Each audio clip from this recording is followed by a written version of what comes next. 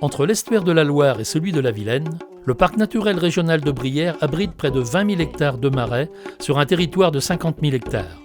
Des zones humides remarquables, toutes façonnées par l'activité humaine, des marais aux visages multiples. À l'ouest, les marais salants et les petits marais d'eau douce du bassin versant du Metz. À l'est, les marais du bassin versant du Brivet et en son cœur le vaste marais de Grande-Brière. Un territoire de caractère où se mêlent développement économique et préservation d'un environnement à l'équilibre fragile.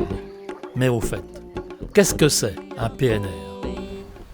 Un parc naturel régional, c'est d'abord un territoire au patrimoine naturel et culturel fort.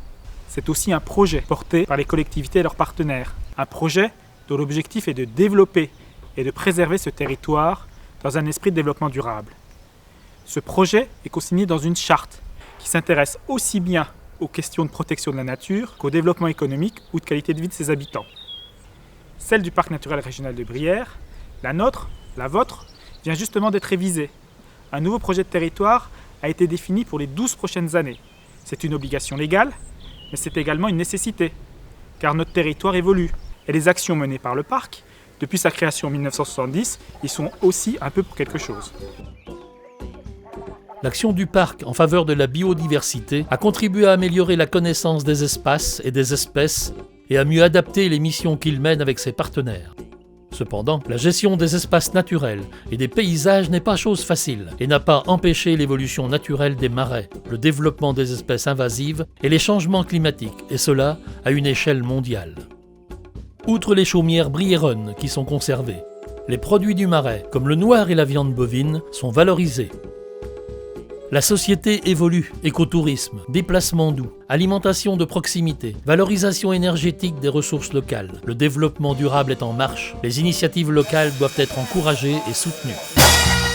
Avec l'apparition des intercommunalités, l'organisation territoriale est renforcée. Le rapport entre les habitants et leur patrimoine s'est parfois distendu. Il faut recréer du lien entre les Briérons et leurs marais. Enfin, la forte croissance démographique et l'urbanisation questionnent l'équilibre entre les espaces urbains, ruraux et littoraux qu'il convient d'harmoniser. Le premier axe de la charte a vocation à traiter les questions d'urbanisme et de paysage, de biodiversité et de zones humides. Dans ce cadre, il vise à la maîtrise de la gestion de l'espace et de la préservation des paysages. Il s'agit là d'une révolution nécessaire par rapport à la charte précédente qui ne s'intéressait que peu à l'aménagement du territoire. La maîtrise de l'urbanisation est aujourd'hui une préoccupation majeure en Brière. L'objectif est d'accueillir de nouveaux habitants tout en limitant les pressions sur les espaces non bâtis. Il s'agit notamment de maîtriser l'urbanisation autour de principes fondamentaux, l'urbanisation en priorité dans les bourgs et la maîtrise du foncier. Le parc s'engage dans l'accompagnement de ses partenaires lors de la révision de leurs documents d'urbanisme. Par exemple, on a identifié des pôles de développement urbains. On a identifié aussi les bourgs et certains villages où l'urbanisation devra s'effectuer en priorité par densification, renouvellement urbain et ensuite par extension en continuité du bâti existant. En dehors de ces entités que l'on a identifiées, nous avons les espaces agricoles qui sont protégés, les gagneries, dans lesquelles on peut avoir des espaces déjà bâtis, des villages, des hameaux, où là, la constructibilité sera limitée à l'intérieur de ces entités et non pas en mitage sur les espaces agricoles et naturels.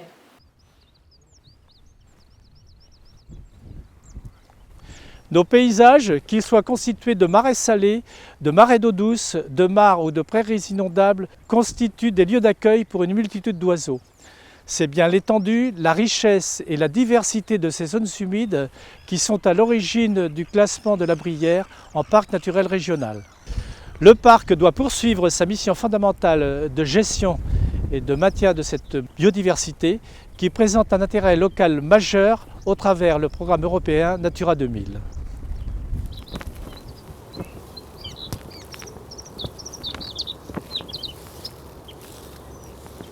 Dans l'optique de préservation de la biodiversité, le parc est amené aussi à collaborer à à des expériences scientifiques. C'est le cas ici sur les marais Salins-du-Metz où on expérimente avec l'Université de Nantes et puis des collaborateurs norvégiens un suivi des territoires de gorge bleue. L'intérêt pour nous, c'est de pouvoir acquérir des données et être le plus efficace possible dans le cadre d'actions de conservation. Donc le relais ensuite est pris par exemple dans le cadre Natura 2000, soit par des contrats de restauration, des contrats Natura, par des mesures agro-environnementales. Donc, à titre d'exemple, une expérimentation de restauration de roselières qui a été menée avec un chaumier. L'idée, encore une fois, là, c'est de rendre, quand c'est possible en tout cas, attractifs les roselières pour la reproduction du butor en essayant de valoriser cette exploitation en chaume localement.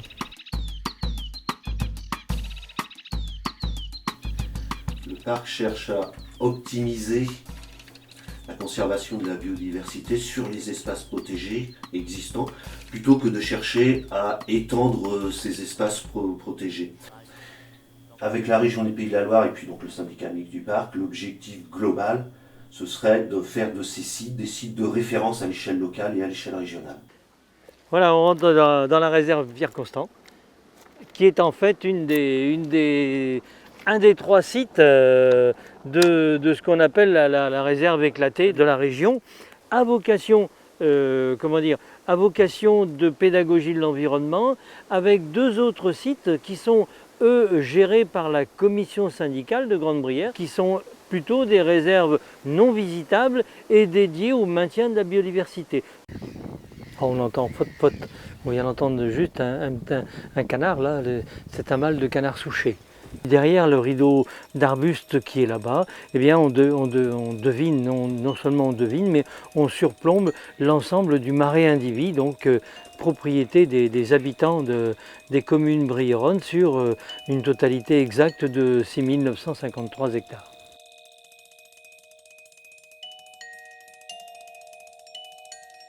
Les autres objectifs pour la biodiversité sont de mettre en place des plans de conservation pour les espèces remarquables, et Dieu sait si en Brière il y en a. Également de travailler sur la continuité biologique, d'organiser les activités de pleine nature, et puis également de mettre en place un observatoire de la biodiversité dans lequel les habitants, les acteurs du territoire seraient impliqués, ou on leur demanderait de participer en faisant remonter leurs observations.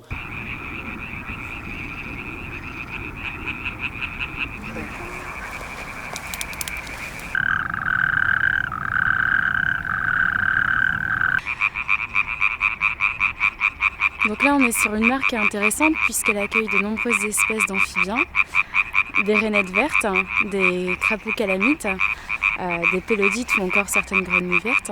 Et c'est ce type d'habitat qu'on essaye de conserver.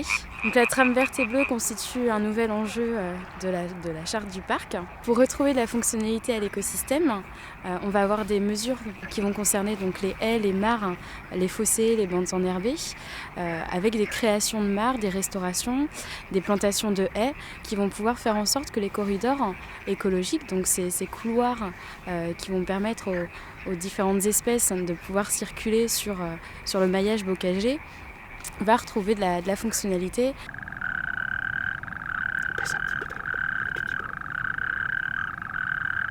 Et puis on ne peut pas ne pas parler des poissons en Brière, du peuplement piscicole. Donc on va poursuivre les inventaires piscicoles au cours de la prochaine charte, et notamment en s'attachant à une espèce culturellement importante, mais aussi sur le plan de la préservation, qui est celle de l'anguille, puisque c'est une espèce en voie de très forte régression à l'échelle de l'Europe entière.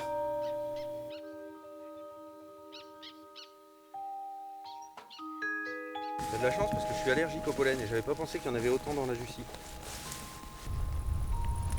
Comme on peut le constater, la Jussie ne manque pas en Brière. L'une des actions phares en faveur de la préservation de la biodiversité concerne les invasions biologiques. Jussie, ragondins, écrevisses de Louisiane, baccaris, poissons exotiques, celles-ci sont nombreuses.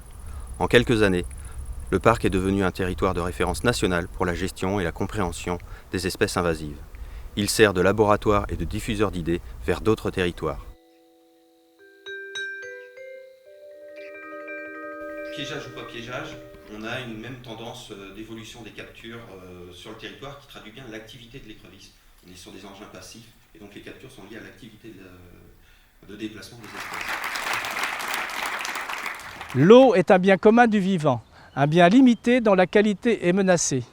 Depuis 2000, les pays membres de l'Union européenne ont une ambition commune, la reconquête de la qualité des rivières, des lacs, des eaux souterraines et du littoral et le bon fonctionnement des milieux aquatiques. Notre territoire, riche en zones humides, mène à son échelle la bataille de l'eau. Donc on surveille la qualité de l'eau sur le volet pesticides, mais sur d'autres aspects aussi, comme la physico-chimie, les bactéries. Donc ça, c'est un travail avec le syndicat du Brivet pour pouvoir travailler à l'échelle du bassin versant et non pas seulement les limites du parc, puisque l'eau, du coup, s'écoule d'amont en aval et on suit des têtes de bassin versant jusqu'aux exutoires. Et après, différentes actions ont ciblé chacun des acteurs. Donc les plans de désherbage communaux avec les communes, et puis la charte de l'habitant. Et prochainement, on espère pouvoir travailler aussi avec les jardineries et les agriculteurs.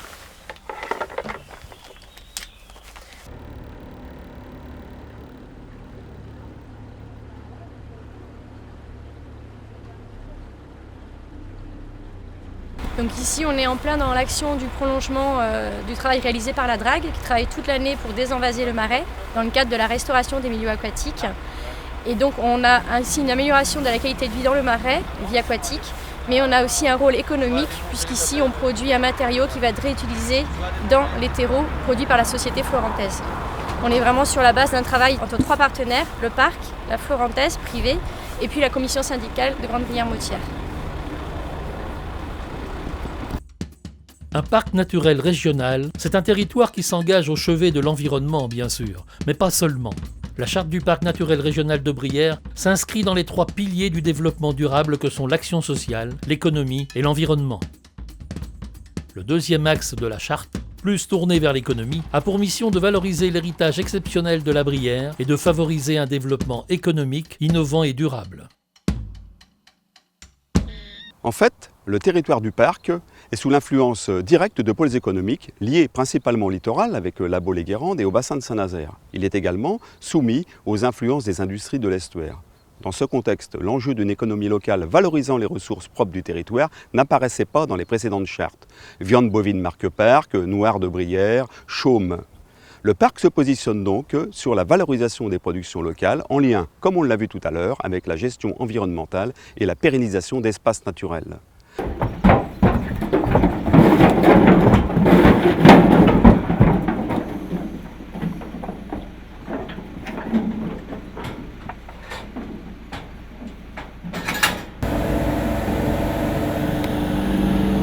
La mise en œuvre de la prochaine charte, nous allons poursuivre l'accompagnement des différentes filières agricoles en favorisant le maintien du tissu des exploitations par la mobilisation du foncier, en facilitant la transmission des exploitations ou encore par la valorisation économique des productions.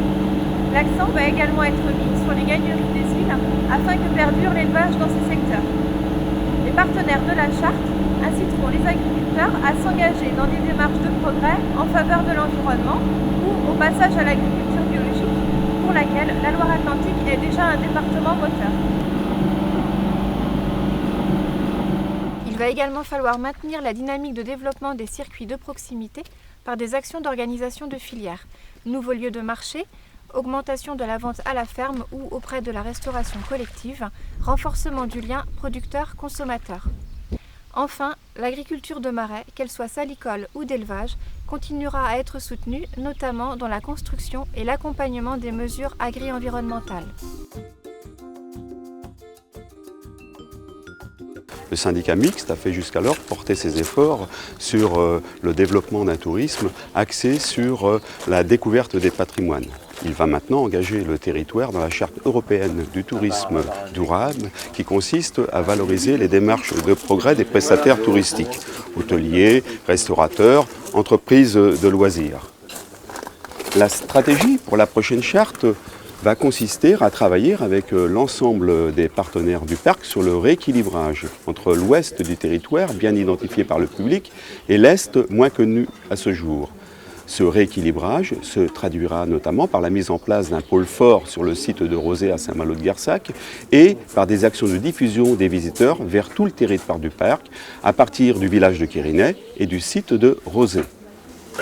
Voici le filet de bœuf des Marais accompagné de ses pommes de terre grenaille et sa ratatouille. Bon appétit. Merci. L'enjeu des économies locales ne se limite pas qu'au tourisme. Justement, la viande bovine marque Parc en est un bon exemple.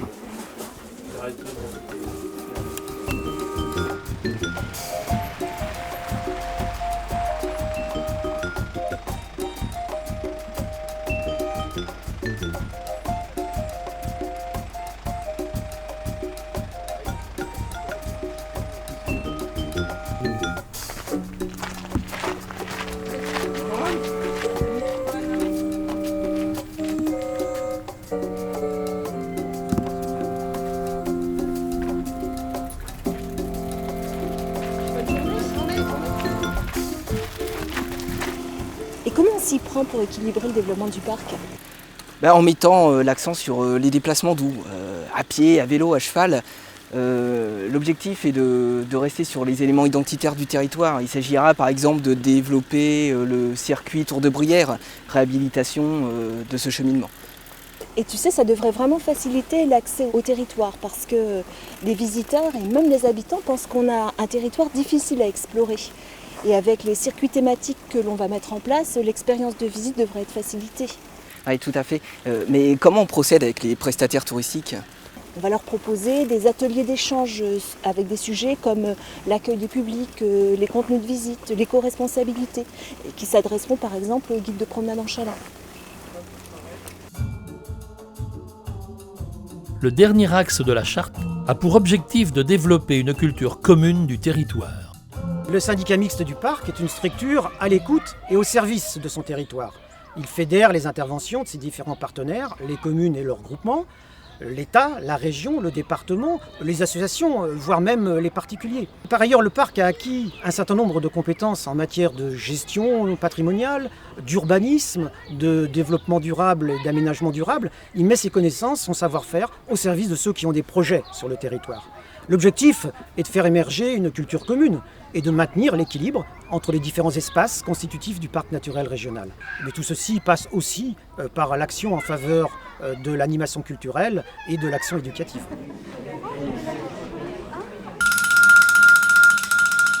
L'objectif de la mission culture sur le territoire du parc de Bruyères, c'est aussi de rendre visibles les actions du parc, pour notamment mettre en valeur les patrimoines bruyérons qui nous entourent. Pour ce faire, c'est très simple, la nouvelle charte permet justement de travailler avec des artistes, notamment en résidence, qui vont nous interpeller sur des regards croisés entre artistes et naturalistes. C'est le cas d'Electroplume, qui justement nous apporte son regard sur les patrimoines de Bruyères.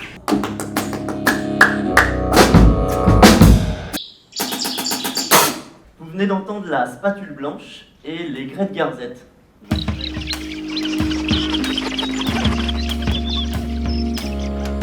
La protection de l'environnement pour les années à venir n'est pas qu'une question de gestion sur le terrain, c'est aussi une question d'éducation. C'est la raison pour laquelle l'accueil du public est en cours de réorganisation autour de deux pôles. L'un à Kerinec, le centre d'éducation au territoire, complètement réhabilité depuis 2012, et l'autre ici à Rozé, avec l'aménagement d'un projet d'envergure. Ouais, là on casse. Ouais. Et oui, selon le bon principe que l'on protège bien que ce que l'on connaît bien, le parc s'est doté donc d'équipements pertinents et du coup, derrière, peut développer des démarches éducatives pour notamment le jeune public, les jeunes habitants de ce territoire. Donc depuis plusieurs années, ce sont des milliers d'enfants qui vivent ces projets proposés par le parc, des projets montés d'ailleurs en partenariat avec l'éducation nationale. Au-delà de ça aussi, monter en collaboration des expositions, réaliser des éditions, des fiches pédagogiques, bref, un certain nombre d'outils sur lesquels on va s'appuyer pour développer ces projets. Aujourd'hui, le parc souhaite toucher le plus grand nombre de ses habitants, tous les publics, sur des démarches qui se veulent de plus en plus participatives, comme on le voit ici par exemple avec ces jeunes lycéens qui s'impliquent dans un chantier nature d'arrachage de Jussy et qui comprennent en même temps ces problématiques non seulement locales mais finalement de dimension planétaire.